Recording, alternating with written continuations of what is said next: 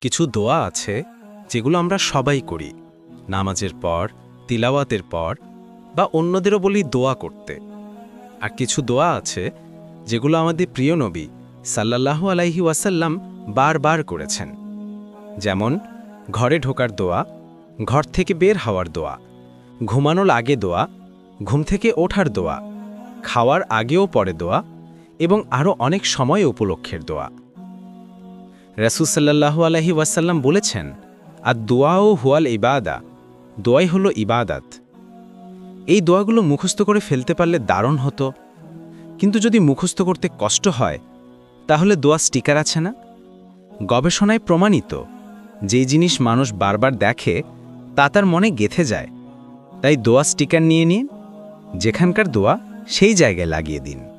বারবার চোখে পড়তে পড়তে আপনি আর আপনার বাচ্চারা সহজেই মুখস্থ করে ফেলবেন। এভাবেই আমরা নবীজির সুন্নাতগুলোকে জীবন্ত রাখতে পারি ইনশাআল্লাহ। আর আমাকে দোয়ায় অবশ্যই রাখবেন।